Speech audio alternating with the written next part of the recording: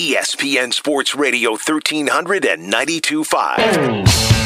Now for something completely different. We're gonna bring it all together. Cause that's the bottom line. ESPN Radio 1392.5. It's the bottom line with Brad Taylor, presented by Stable Duel. Sports talk from a handicapping perspective. Good morning. Thank you for joining us on this beautiful Sunday.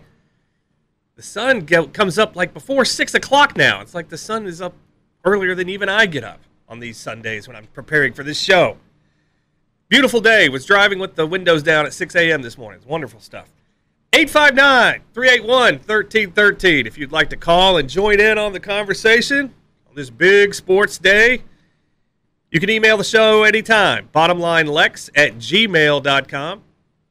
And you can follow us on Twitter at bottomlinelex. On today's show, at around 9:45 today, our in-house ESPN Radio golf expert and the host of Backspin Golf, that you can hear here on ESPN Radio, Matthew Laurance. You can hear his show every Sunday morning, the Backspin Golf show every Sunday morning at 8 o'clock right here. Matthew Laurance will join us to talk about the final round of the U.S. Open today. I kind of like it when these tournaments, these U.S. Opens are on the West Coast because they last late into the evening and, more time to get your action down, but that's just me.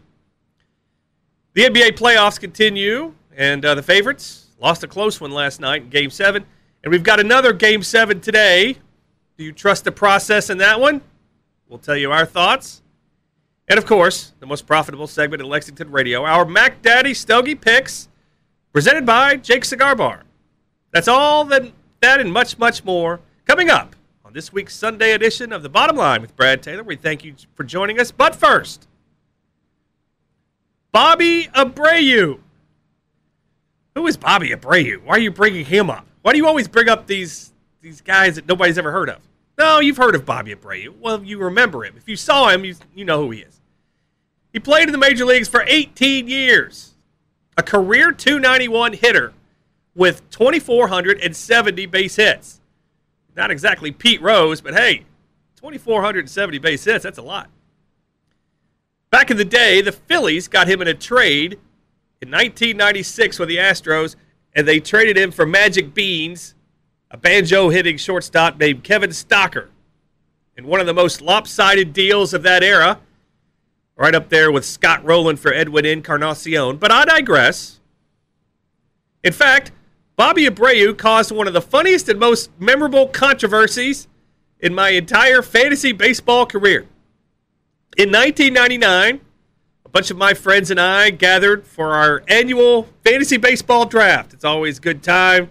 Bunch of crazy guys just having fun, insulting each other. Yeah, what do you think? The same old stuff. And as we're picking players, a guy goes surprisingly early in our draft. And the guy's name was Hideki Irabu. You may remember Hideki Irabu. He was a pitcher from the Japanese League that came over to the Yankees. George Steinbrenner paid big money for him to save his franchise. Well, that franchise really didn't need a whole lot of saving at that point because the Yankees were right in the middle of winning 4 World Series in 5 years. But Hideki Irabu wound up being a very overrated bust, to say the least. So overrated that George Steinbrenner classically called him a fat toad. Can't make this stuff up, ladies and gentlemen. But at this 1999 fantasy baseball draft I was at, some guy took Hideki Irabu very early, way earlier than you would expect him to go in these drafts. And of course, in these draft rooms of scoundrels and shoving your own mother out of the way just to get a drink of water, nobody said anything. You just let it go. Hey, who cares? Why not? Dude took Hideki Irabu early. It's his loss, our gain. Too bad, so sad. Mark him off your list. Let's move forward. More for us. Not long after that, I looked at my little draft list that I had, and I drafted this Bobby Abreu guy. Oh, no big deal. Bobby Abreu, good player at that time. Power, batting average, stole bases. Usually a 20-20 guy at that point in his career. Good pick. Good fantasy baseball pick. Always was a good fantasy baseball pick. Was better in fantasy than he was in real life. So, okay, mark him off your list. Next pick, who's up? A few rounds later, that guy who drafted Hideki Irabu walks over to me where I'm sitting, and he whispers in my ear. He points to my paper. He goes, "Who did you take right here?" And he's pointing to that little draft where I took Bobby Abreu. I go, "Yeah, I took Bobby Abreu right here." Then he goes, "Is that the guy from the Phillies?" I said, "Yes." He says, "Okay," pats me on the back, goes back to his seat. I said, "Oh, whatever." I guess he just didn't know who he took there. Made a mistake. He's over it. Must be drinking little, his coffee must be spiked over there, if you know what I mean. So when it comes back to his turn, the guy won't pick a player because he's complaining that he took Hideki Irabu but wanted to take Bobby Abreu and demands that he is awarded Abreu and I get the rights to Hideki Irabu instead. Seriously. No way, man. I'm not going to suffer for your mistake. You took Irabu, I took Abreu. Nobody said a word at the time, but when he picked him, but several rounds later, he says, "Oh, I made a mistake. I got to change that." Well, no. Here comes the fireworks. Here comes the guy drama. It's something like you'd see backstage at a WWF event, And eventually, of course, the entire league sided with me, and the dude had to keep Hideki Irabu, and I got to keep Bobby Abreu. My friend, Big Play Jay Wright from that league in Atlanta, he often listens to this show online, WLXG.com. He and I discuss this story quite often because it's very memorable. But the moral of that story, don't have too many pops when you're drafting your fantasy teams. It could lead to Hideki Irabu over Bobby Abreu. But Bobby Abreu was a very good player. He wasn't a great player, but a really good player. He won't get into the Hall of Fame, although he's still on the ballot, getting 8.7% of the Hall of Fame votes last year. You have to get 75. But he remains on the ballot going up to next year. But why are we talking about Bobby Abreu today? What's he got to do with anything today? He's been gone for a while. Nobody cares. In 2005, Bobby Abreu was an all-star. And Abreu took part in the Home Run Derby that season. And in that Home Run Derby, Abreu set a record for the number of home runs hit in a Home Run Derby. Now, of course, back then, the Home Run Derby wasn't timed. It was a lot different than it is now. Of course, today, you've got to relate to the kids. You can't have people lying around. You got to have it timed. You got to have fast-paced action because baseball's too slow for the kids of today. Should have thought about that 30 years ago, but that's neither here nor there. But Abreu had the most home runs in a Home Run Derby of all time up to that point. And Abreu was 31 years old. All-Star, Home Run Derby champ. Heading into the All-Star break, his batting average that year, .307 with 18 home runs, 58 RBIs. Great. I'll buy stock in him today. He's going to be great. Immediately. Most people did. But something happened to Bobby Abreu right after that Home Run Derby. He went in the tank. His second half that season was a mystery. The rest of the season, after that Home Run Derby, a .260 batting average, but only 6 home runs. He wasn't hurt. He played every game. How did he hit only 6 home runs after the All-Star break when he hit about 150 the night of the Home Run Derby? This was the Home Run Derby champion. So from that point on, Bobby Abreu became the poster child for guys who would hit a bajillion home runs at the Home Run Derby and then go on to be a second-half bust, never being the same guy again. Ironically, in the 8 years before that Home Run Derby, Bobby Abreu averaged a .305 batting average with 23 home runs per season. In the 8 years after that Home Run Derby, he averaged .277 batting average, 12 home runs per season. He never made another All-Star game. He never was the player he was before that Home Run Derby.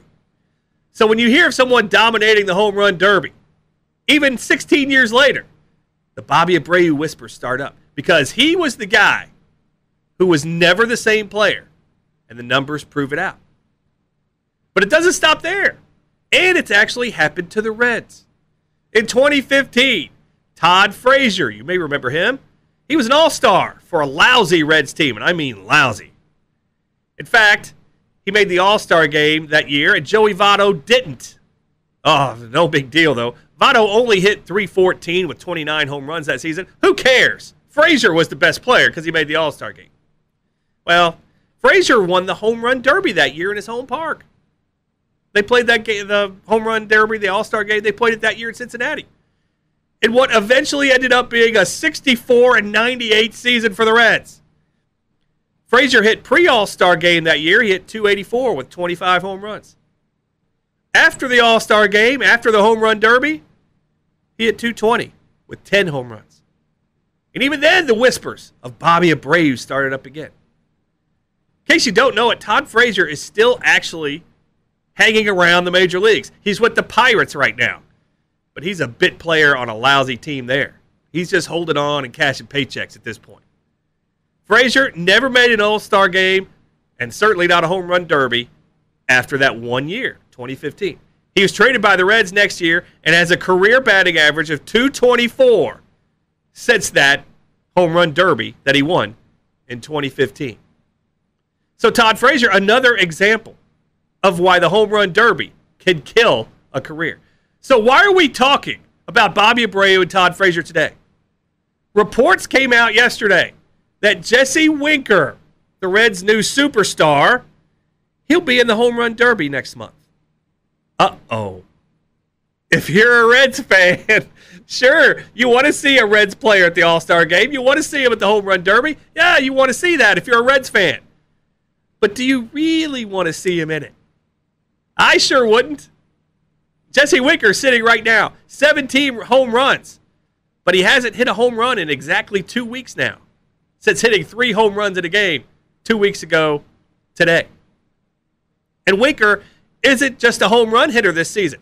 He's second in the National League in several categories: batting average, on-base percentage, slugging percentage, OPS, total bases. Second in the National League in all those categories. He's been as good as anybody offensively in the National League this year.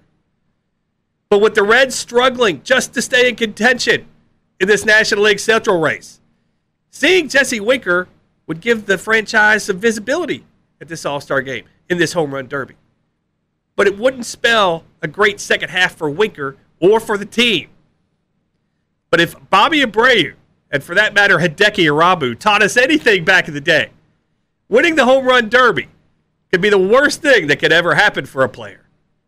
So if you're asking me, do I want to see Jesse Winker in that home run derby that he's allegedly and rumored to be participating in just a few weeks? Hey, if you're a fan, go for it. But if you live in the real world, I wouldn't want to see it. And that's just me, because that's the bottom line. ESPN Radio 1300, 92.5. The Bottom Line with Brad Taylor, presented by Stable Duel. Sports talk from a handicapping perspective. 859-381-1313 if you'd like to call in. The Reds lost again last night for the third time in 3 games out in San Diego, losing 8-6 in a game where they had an early lead, but, it's the Reds bullpen. What do you expect? David Bell, Joey Votto ejected over a strike call early. By the way, what do you think those guys do? What do you think David Bell and Joey Votto do when they get ejected in the first inning of a game or very early in a game? You think they just sit in the office within their sock feet, their big tube socks, and drinking Pabst Blue Ribbon and laughing at Jeff Brantley announcing the game? That's probably exactly what they do. That's the way I envision it anyway. Vladimir Gutierrez did not have it yesterday. He gave up 5 runs in 5 innings. That's the first really bad start he's had this season. He had been pretty good leading up to that. But the game had set up well for the Reds yesterday, like we talked about. Getting the Padres starter out after 2 innings. And the Reds were winning that game when he left, when the Padres starter left. Something we kind of warned you about on this show yesterday. But the Padres bullpen gave up 3 runs in 7 innings. And that was without their 2 main setup guys, Pagan and Stamen, who had been overused in the previous 2 games. And as we've seen many times this year, when a game is tied late and it comes down to a battle of the bullpens, the Reds, they often lose that matchup. Reds bullpen ERA currently 5.74 for the season. The next worst, Detroit, 5.29. So the Reds bullpen is giving up almost a half run more per 9 innings than the next worst bullpen. It may not seem like a lot, but it's a lot, I promise you. By the way, here's what tells you everything you need to know about this. Who has the best bullpen ERAs in Major League Baseball? Who are the top 3? Cubs, number 1. San Diego, ironically, number 2. Tampa Bay, number 3. What do all 3 of those teams have in common? They're winners, and they'd be in the playoffs if the season ended today. Coincidence? I think not. Have a good, these days especially, if you have a good bullpen, you have a good team. That's just how it is. So if the Reds want to have any chance of making the playoffs this season, they need to get bullpen help, and they need to get it soon.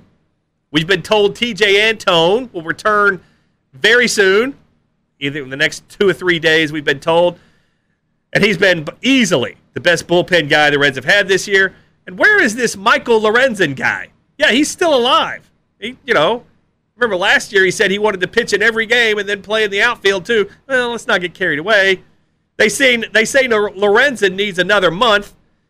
But those 2 guys alone, it's not enough to get this team over the edge, especially when you see guys like Amir Garrett. That's another story. The best news for the Reds yesterday is that the Cubs lost, so the Reds are still 3 games behind in the National League Central. So despite losing 3 in a row, the Reds have only lost 1 game in the standings during this lost weekend in San Diego.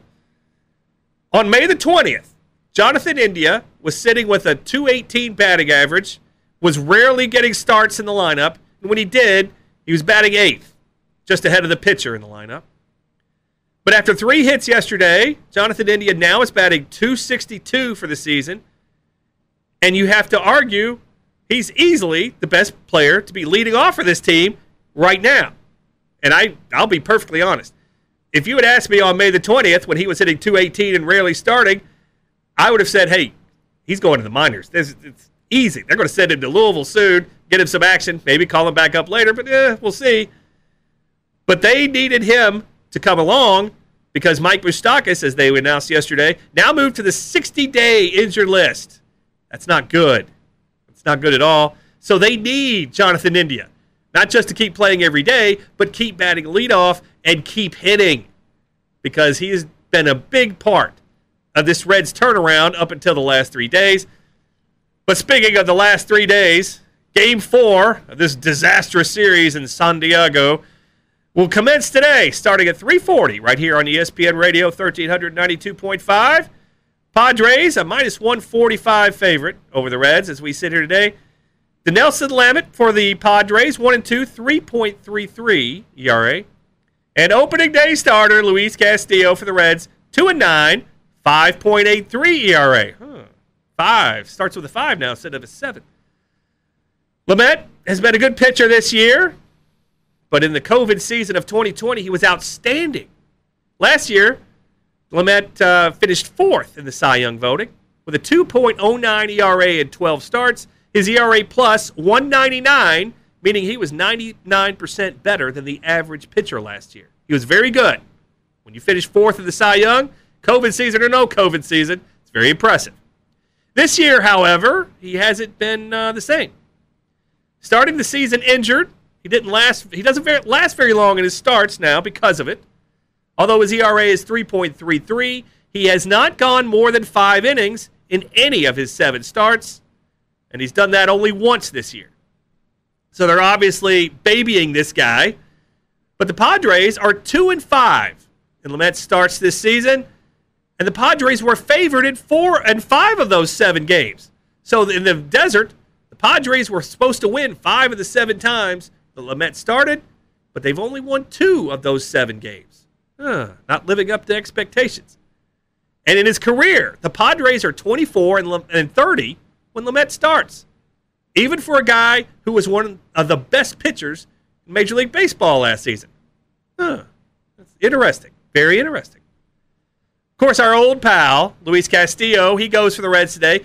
5.83 ERA for the season. Oh, he's been awful. What a bust. Hey, the numbers say he's turning things around lately. On May 23rd, Luis Castillo had an ERA of 7.61, and he was the worst starting pitcher in all of Major League Baseball on that day. Since then, he's made 4 starts with a 2.28 ERA in 23 2/3 innings. And the Reds are 2-2 in those 4 starts. So Castillo is on the way up, but the numbers tell us this isn't a good spot for Castillo in his career. When the Reds are a road underdog in Castillo starts, which is the spot today, the Reds are 13-20 lifetime when Castillo's a road dog, minus 14.2% return on investment out in the desert. Ouch. That's not very good. After this one today, the Reds hop a plane for a 2-game set with Minnesota against the Twins. Let's see. Let's see how this road trip played out. Who's the Lewis and Clark that scheduled this? All right, let's have a road trip at Milwaukee. Then we're going to San Diego, and then back to Minnesota. Who made these travel plans? Some travel agent. Do they still have travel agents, by the way? Do we need travel agents anymore? Do they still exist? If there's travel agents out there, hey, give us a call, 859-381-1313. But, yeah, why do you go Milwaukee to San Diego to Minnesota? Can you just go to San Diego first and then clip off Milwaukee and Minnesota at the same time, basically? Somebody made some money off this. I'd like to know who. Yeah, nice scheduling there. But the Reds need to get some wins in before a big 4-game set at Great America Ballpark with the Braves next weekend. As we said earlier, Braves, of course. Padres, minus 145 out in the desert in this one. Unlike yesterday, the Reds have some serious value. They had a big number yesterday. I was on them yesterday. Not on them today. In fact, it's Padres or nobody in this one, but at minus 145, we'll take nobody. And that's the bottom line. ESPN Radio 1300, 92.5. The Bottom Line with Brad Taylor, presented by Stable Duel. Sports talk from a handicapping perspective. 859-381-1313 if you'd like to call.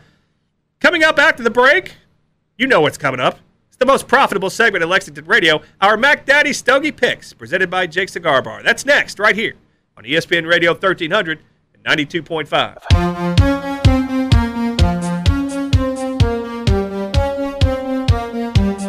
ESPN Radio 1300, 92.5. The Bottom Line with Brad Taylor, presented by Stable Duel. Sports talk from a handicapping perspective. 859-381-1313 if you'd like to call, or if you wear your sunglasses at night, for that matter. That was a good song back then. Whatever happened to that guy, Corey Hart? Probably can't see because he wears his sunglasses at night. Thanks for joining us here on this Sunday morning. We appreciate it very much. Getting some feedback on our opening little monologue about the home run derby. Our good friend Alan Stein, our Reds expert in-house here at ESPN Radio, says, I agree with you, Brad. Don't do it, Jesse. Yeah. People have seen this home run derby take down people before. It's happened. And Alan Stein, we don't really agree on a lot when it comes to baseball and other stuff, but hey, we finally agree on something, Alan. It's great. Hey, we're coming around. We're coming around as friends, as pals. Thank you, Alan Stein, for chiming in. We appreciate it as always. NBA playoffs last night. The Bucks and Nets, of course, Game 7. Yeah, the Nets blew this one as a favorite. They had every chance to win this one. They lost 115-111 in overtime. That second round series is over. Bucks go on as they were a 2-point. They ended up a 2-point dog. It started Nets 1-point dog. The public, even us, we were on the Nets last night. And the Bucks won it somehow. Game went over. Brooklyn's little super team of Kyrie, Harden, and Durant, yeah, they're done. They blew Game 7 as a favorite, killing our little trend that we go. Kevin Durant, of course, as only he does, airballs a shot to win it in overtime. Oh, well, super team is done. Giannis advances somehow, although he airballs free throws. It takes about 45 seconds every time he shoots a free throw. Budenholzer, who would have been fired 5 minutes after the game last night if they had lost, well, he gets to cash paychecks another day. Of course, he refuses to double-team Durant when he's the only guy that was doing anything for the Nets. Great coaching move. Of course, I noticed last night, especially these Game 7s, there's no bench. There's maybe 6 players. I understand shortening your bench in the playoffs, but, geez, there's no bench in these playoffs. Last night especially. I get it in Game 7, but there was nothing last night. Oh, well, the Bucks move on.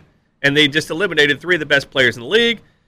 So, the Nets super team, success or failure? Oh, yeah, failure. Anytime you get 3 guys like that, you lose in the conference semifinals. Yeah. So, as of right now, The odds to win the NBA championship. The Milwaukee Bucks are your favorite team, plus 160. Phoenix, plus 275. The Sixers, plus 400. Clippers, plus 425. And the Hawks, that's a big number here, plus 2,800. You put down $1 on the Hawks, you get back 28 if they win. It's not a bad, but they have to win today. 2 NBA games today. First, game 1 of the Western Conference Finals. Suns and Clippers. By the way, who had the Suns in this spot back before the season started? Better yet, who had them hosting game 1 of the conference finals back before the season? Stop lying. You did not. I promise you didn't. Suns a 4-point favorite in this one. Total 221. Superstars are out. Kawhi's out for the Clippers. Chris Paul out for the Suns. By the way, has there ever been a more underrated player than Chris Paul in NBA history? You're shaking your head no. Oh, he's never won in the playoffs. You're right. He's never won in the playoffs. Never won at Wake Forest. You're right. Never won at Wake Forest. But go look at his numbers. Go look what he's done. Yeah, he's played on some lousy teams. That's no excuse. But I will put him right in that little tier with David Robinson as players who might be the top 20 players of all time but gets absolutely no credit for it. That you don't hear anybody mention David Robinson when they talk about the greatest players of all time. You look at David Robinson's numbers, tremendous. He carried terrible teams back in the 90s. All of a sudden you get Tim Duncan, you've got a dynasty, but still, David Robinson, Chris Paul, probably for my money, the 2 most underrated players in NBA history. That's another story for another day. Just go look at their numbers, especially those efficiency ratings. Crazy. But anyway, Suns-Clippers game 1 today. We like the Suns. We like the Suns quite a bit. Favorites in these NBA playoffs, still 61%, 43-28 against the spread. And if you look at favorites who are getting the most money out in the desert, they're hitting 64% against the spread. Clippers only going to have to lay 4. We'll take that. We'll take the Suns today and put it up against the Clippers. Clippers, who are they without Kawhi? We might find one game, and against the Jazz is one thing. Let's find out in a 7-game series against the Suns. We'll take the Suns today, laying the 4. But we've got another loser leave town match today. Game 7, Hawks and Sixers tonight in Philly. Sixers, 7-point favorite. Total 216 in this one. 7 really seems like a lot in this spot, especially for a Game 7. We told you about the favorites and how they've been killing it in these playoffs. If you're looking at straight up, since 2005, favorites in Game 7, straight up, 71%, 37-15. That's since 2005. And if you're looking to play totals in this game tonight, the Game 7, the under, conventional wisdom, hey, it's right on this one. Conventional wisdom says, let's take the under in these Game 7s. Well, if you've done that since 2005, you've hit 62%, 32-20. If you go under in a Game 7 in the NBA playoffs, do we like the lay 7 in the Sixers in a Game 7? Don't like it, but you know what I do like? I do like the under in this one. Do like the under. Let's take a Game 7 under. 2 teams playing tight. 2 teams, everything to lose. I've seen this from the Hawks before. I've seen them, believe me, I've seen a lot of teams in Atlanta blow opportunities like this. This is going to be another one, I'm afraid. But I don't think they'll go down without a fight. But let's say under the total in this one. So there you go. We'll take the Suns as a favorite today, and we'll take the under in this Game 7. Major League Baseball today. Quite a few games with a lot of value if you're looking at the card. Kansas City, Philadelphia, Colorado. We love those games. Detroit, too. You're getting a lot of value on these teams. But there's one game that we're looking at in Major League Baseball today. The Cleveland Indians are playing the Pittsburgh Pirates today at PNC Park. Cleveland Indians, 38-30 on the season. Pittsburgh Pirates, 25-44. Oh, the Cleveland Indians must be just running all over these teams. No. First 2 games of this series, Pittsburgh has defeated Cleveland. Not exactly what Cleveland needed in a spot like this, trying to compete, trying to make the playoffs. You're 8 games over. You're a few games behind the White Sox and that old kook, Tony La Russa. Yeah, we got to win these games against the Pirates if you're Cleveland. So who's favored in this game today? Oh, Cleveland's going to bounce back. No, Pittsburgh is favored today. JT Brubaker for Pittsburgh, 4-5 with a 3.88 ERA. Sam Hentges for the Cleveland Indians, 1-1, 7.57 ERA. Goodness gracious, why is he even in the league, much less starting in a big game like this one? Pirates have won both these games. Both of them were save opportunities. Cleveland has not used their two best pitchers in the bullpen, Clase, Arciniak. Neither one of those guys have pitched in the last 2 days, while Pittsburgh has used all their bullpen, including their closer, Rodriguez. So if you're going to ask me today, who do I like in this Cleveland game? Pittsburgh is a minus 125 over Cleveland. Well-rested bullpen. Pittsburgh's bullpen not well-rested at all. Yeah, you got a little struggle with the starting pitcher. I'm getting the better team in Cleveland. And I got a well-rested bullpen. And you don't think Hentges is going to last 7 innings? You think they're going to leave him out there to get bombed? No, they're not. They need to win this one. Pittsburgh, they're just holding on for dear life. They're just happy to be there, cashing paychecks every day. They're not winning anything this year. They can win 19 in a row. They still be 500. Still won't even be in the playoffs. Let's take Cleveland today. You're getting odds? You're going to give me some value today with Cleveland. Love this spot for Cleveland. Give us Cleveland plus 115 wherever you can find them. Anything plus money. Cleveland today over Pittsburgh. We don't want to say the wrong team's favored because the desert doesn't make mistakes. I think if we were putting a number together, I think I would put Cleveland as a favorite in this one. That's the thing about Major League Baseball, especially with these bullpens. Back in the day, when these starting pitchers went 7, 8, 9 innings, basically when you're handicapping games, you're handicapping starting pitchers. Now you can't do that so much. These starting pitchers, even the best, go 6, and that's it. So if you want to play starting pitchers, go to play first 5 innings because you don't have to bet the full game. You can bet the first 5 innings in a lot of these games. If you're looking to play pitchers, bet the first 5. If you're looking to play teams, bullpens especially, let's play Cleveland today. Get the odds. Good value today. So that's our Mac Daddy Stogie Major League Baseball. But the final round of the U.S. Open today, Louis Oosthuizen, I never get that right. Russell Henley and Mackenzie Hughes all atop the leaderboard, 5 under par. Be nerve-wracking. I bet it was nerve-wracking going to sleep for those guys last night. Oosthuizen has been here before, though, but the other guys, haven't heard of him. Oosthuizen 3-1 right now. He's the favorite. Henley is the 4th, 6-1. Hughes, 9-1 to win this tournament. But, of course, sitting at about 5-1 right now, former U.S. Open winners Rory Mcilroy and Bryson DeChambeau, both 2 shots back at 3 under par. DeChambeau looks poised for a little bit of a slump, if you ask us. He scored lower in each 3 rounds of this tournament. So he's started well, and he's kind of faded ever since. Plus, he's the defending champion of this event. U.S. Open winners, they don't defend the championship, mainly because they play on different courses. But still, it's too tough to defend your championship of this tournament. Conversely, Jon Rahm has shot progressively worse each day as well. He was the pre-tournament favorite at about 10-1. Right now, he's still at 10-1. Played a solid round, 1 over yesterday, despite not hitting many fairways. If the putter gets hot for Rahm today, he should be right there in the mix. Rory McIlroy seems to make a good charge on Sundays when he's not in contention of these tournaments, but he hasn't been able to close the deal in the final round, so that's not a guy we're looking at. If you're looking to play an underdog, if you're really a gambler, I think he can go down to about -1.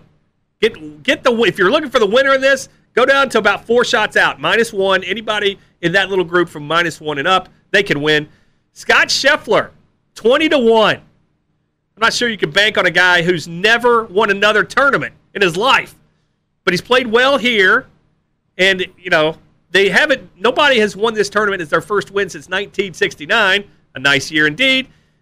But -1, I think anybody at that point and better has a shot in this thing. Personally, if I had to pick a guy right now, I think it's Jon Rahm. He's going to be headed back to the winner's circle. He has won a tournament here on this course before, and if I'm not mistaken, from what I read, he actually proposed to his wife, and they got married on this golf course. I don't know if that's 100% right, but that's okay. So there you go, our Mac Daddy Stogies for today.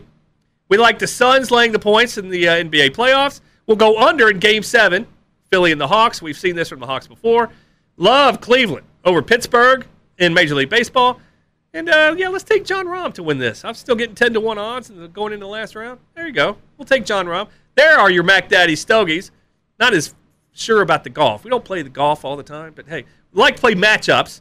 Speaking of matchups, we're going to speak matchups with our good friend and our in-house ESPN Radio golf expert and the host of Backspin Golf right here, Matthew Laurance. He'll be joining us right after the break here on ESPN Radio 1300 and 92.5.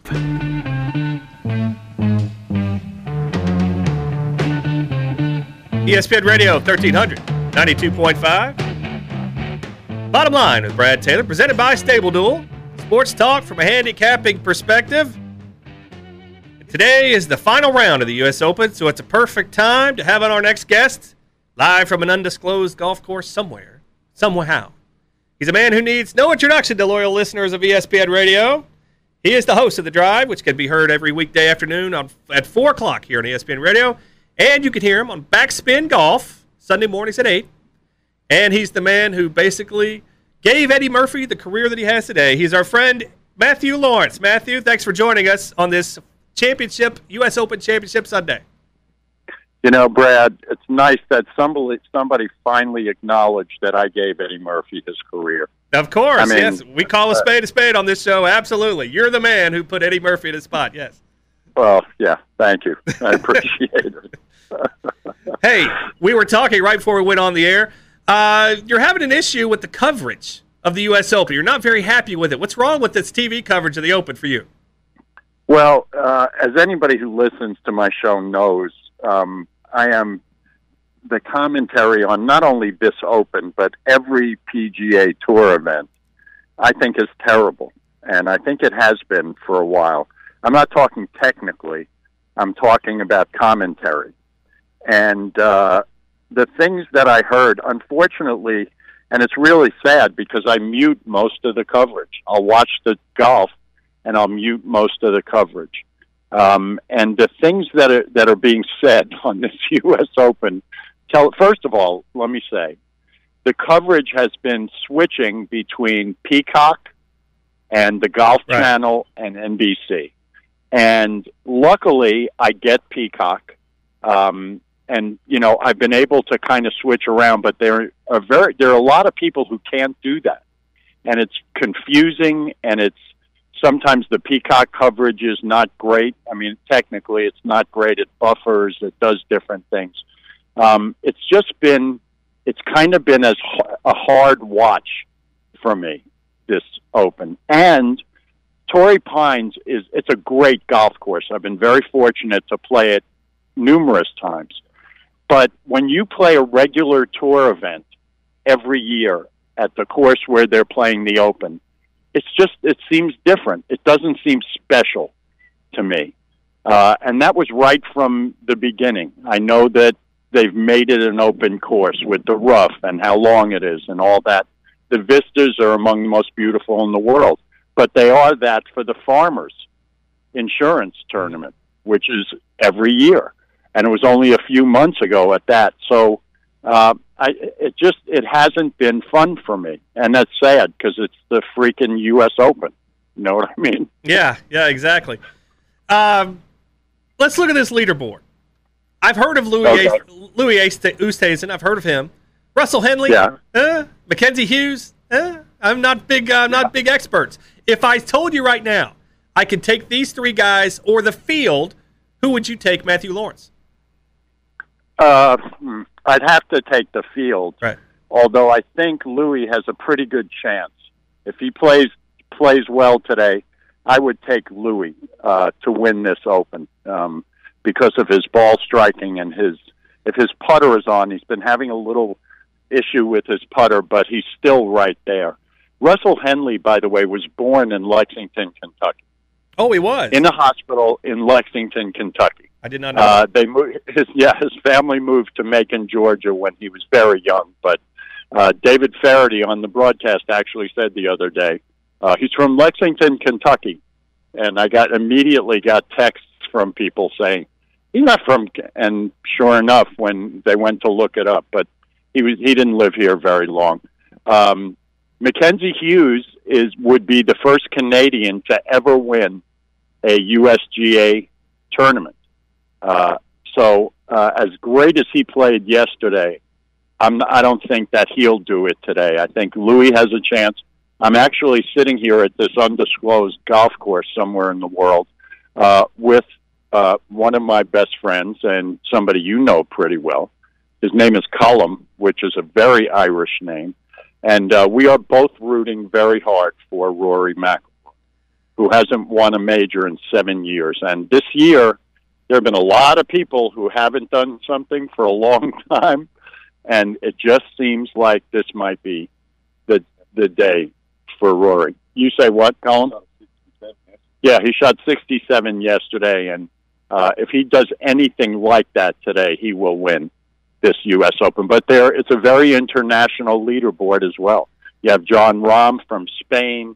You have Louis from South Africa, a Canadian, a bunch of Americans. I just want to see a great back nine.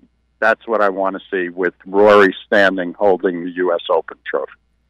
ESPN Radio, 1300, 92.5. The Bottom Line with Brad Taylor, with Matthew Laurance and Collie Taylor from an undisclosed golf course somewhere in central Kentucky. I know you're a big fan of Bryson DeChambeau. He and Rory McIlroy just lurking down there at -3, 2 shots behind. DeChambeau started off well. His rounds have got progressively worse. What would it do to you, Matthew Laurance, if he wins this U.S. Open today? I probably would never watch golf again if that happened. Do we have that on a soundbite? Can I put? Did we record that? Yes, we have that recorded. You can play it again. That's how much I dislike that guy. It actually yesterday was horrible that when he's not around the lead, they don't show him that much, and that's fine with me. Right. Yesterday they showed him a bunch because he played well yesterday. I don't enjoy watching him play golf. I respect everything he's done to get to where he is, completely change his body, do things completely differently than every other golfer on earth. I respect that. But I don't like the guy. And so, as with any sport, when you don't like somebody, you don't have a lot of fun watching them. I hope he shoots 88 today. How's that? 88. How's that for an answer? Yeah. That's plenty of time in the woods with DeChambeau. Yeah. Now, we like long shots on this show, Matthew. We're always looking for the value. We're looking for the guys way down. How far down this leaderboard can I go? Can I go past 1 under par, or is that even too far to try to find a winner? I think like Dustin Johnson is at 1 under, right, and he's going to be a few groups ahead. If he goes out and shoots 4 or 5 under and puts a number up, they're going to have to chase him. But I would say even is probably on the outside shot, maybe 1 over, but anybody under that, it's not on this golf course. I think it'd be too hard to shoot 64 and have somebody come from way back. I would say even, an outside chance of +1, but I think even or 1 under is probably as low as you can go. Last group of the day, Hughes and Henley. Who should? The Desert says Henley's a big favorite. Should I take Henley in this one? Wait, the Desert says Henley is a favorite to win? No, in the matchup with Henley and Hughes. Oh, this is a matchup. Yes. Then. I would take Henley. Okay. Yeah. Okay. I would take Henley. So when this is all said and done, we kind of like Jon Rahm, still sitting right now. We could get him at 11-1. Before the tournament, he was 10-1. That's who we're going with today to win this thing. Matthew Laurance, golf expert here at ESPN Radio. Your choice to win this Open today. Rory McIlroy. Rory McIlroy. That's pretty good. Correct. He's 5-1, so you're getting better odds than we are. Matthew Laurance, okay, we appreciate your time. We apologize for taking you away from your busy round, very important round with Collie out there. We appreciate your time. Go ahead. I was going to say you've totally broken my momentum here because I was playing so well. Well, there you go. Well, when you lose today, just blame it all on the bottom line. That's a lot of people around here do. Yeah, it's okay. Hey, you guys hit them straight today. Thank you so much, Matthew. Thanks. My pleasure, Brad. Have a good day. You too, buddy. Thanks. Hey, that's Matthew Laurance, our golf expert. He says Rory McIlroy, 5-1, your choice to win the tournament today in the U.S. Open. We'll take Jon Rahm. We're getting a little better odds, a little better history. We'll take Jon Rahm. Hey, coming up after the break, we'll get you ready for the day on ESPN Radio. See what Angelo Carriero has to say.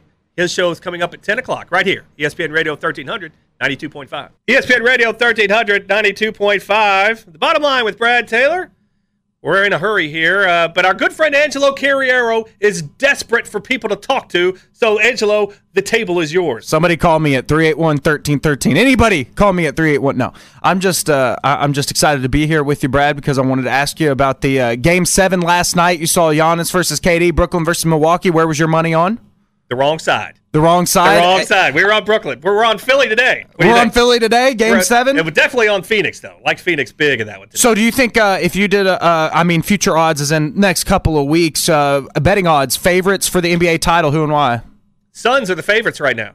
Bucks are definitely the favorites out in the desert. They're minus 180. We went over this a minute ago. Where's the smart money on? Smart money? Probably on the Sixers right now if they win today because you get extra value. If you think they're winning today, you're going to get them at about plus 400 today, whereas tomorrow you get about plus 200. So if you think they're winning, today's the day to go on the Sixers, not tomorrow. Your choice for the NBA Finals right now. If I had a choice for the NBA Finals, I would have to go with the Milwaukee Bucks. Milwaukee Bucks? But I do like that. So you're saying bet Philly today and couple that with a future title odds, since if you think they're going to win today, they're going to win the whole time. I'm starting to learn, Brad Taylor. We like Suns and Sixers in the NBA Finals. He's Angelo Carriero. He is the best in the business at what he does. The only problem is we don't really know what he does. But he'll be in here at 10 o'clock, and he is great. And you should make sure you call into his show, 381-1313, and have a great day of sports talk radio.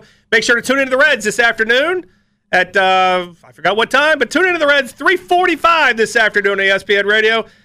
Thanks again for listening. And as always, until the next time, may the winners be yours.